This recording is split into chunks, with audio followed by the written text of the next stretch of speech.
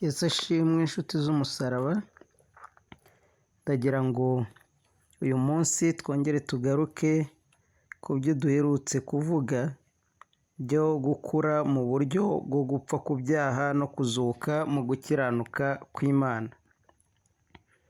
Gupfa ku kintu runaka bivuga kutongera kubonekwaho nacyo. Niba mpfuye ku burakari ntibuzongera kumbonekamo, n'iyo ibindakaza byakwiyongera. Aha niho navuze ko uwapfuye ibyo wamukorera byose ntacyo bimutwara, kuko aba yarapfuye nyine, ntabwo abyumva. Ku byaha niko dukwiriye kumera, kugera ku rwego ibyo umuntu yagukorera byose bitakujyana mu byaha. Aha niho Pawulo yavugaga ko yabereye iby'isi nk'ubambwe, iby'isi nabyo bikamubera nk'ibibambwe. Njya numva abantu bakunda kuvuga ngo runaka arancumuza. Ntabwo runaka gucumuza, ahubwo akangura ibicumuro bitapfuye biri muri wowe. Ahubwo byararyamye bitegereje impamvu yabibyutsa. Iyo byapfuye ntibizuka. Hari igihe njya numva ngo kwa muganga hari igihe bibeshya bakemeza ko umuntu yapfuye atari yapfa neza, hanyuma bakamujyana muri moruge. Rimwe na rimwe bageza muri moruge bakumva nk'umuntu aritsamuye. Hari abantu bameze gutyo ku byaha.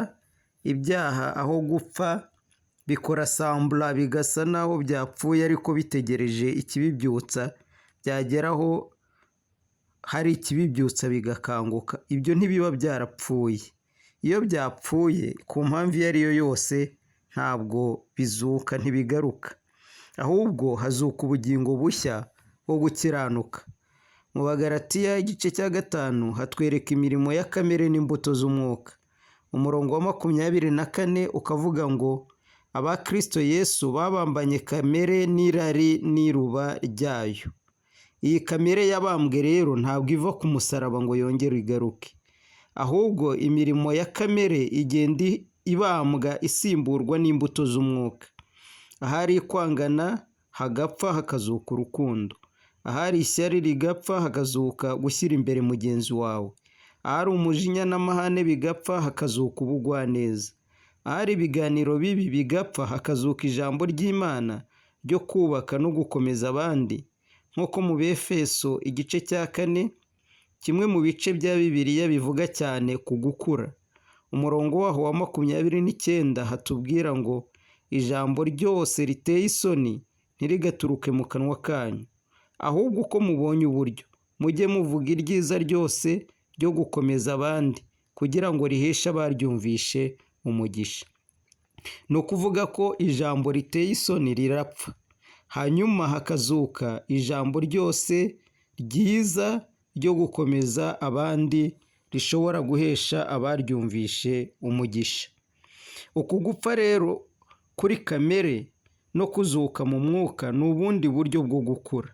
Iyo hari icya kamere gipfuye, umuntu aba ateye indi ntambwe, aba akuze mu mwuka.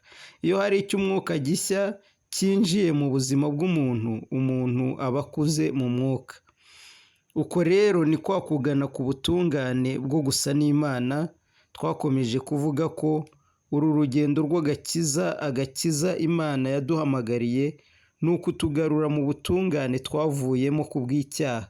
Ubutungane umuntu yari yaremanywe, icyaha kikawumukuramo. Niwe Imana itugarura intambwe ku ntambwe. Uko tugenda dutungana, hari ikibi kiva muri twebwe kigapfa, n'icyiza kizuka muri twebwe, tuba turi gukura kuzageza ku butungane bushyitse. Ibi rero byakuganisha ku nyigisho ya Yesu itubwira ngo mubanze mushake ubwami bw'Imana no gukiranuka kwayo, bigatuma ugabanya ibindi byifuzo. Iyo umuntu ari gukura, gushaka kwera kw'Imana no gukiranuka kwayo bimubera icyifuzo nyamukuru.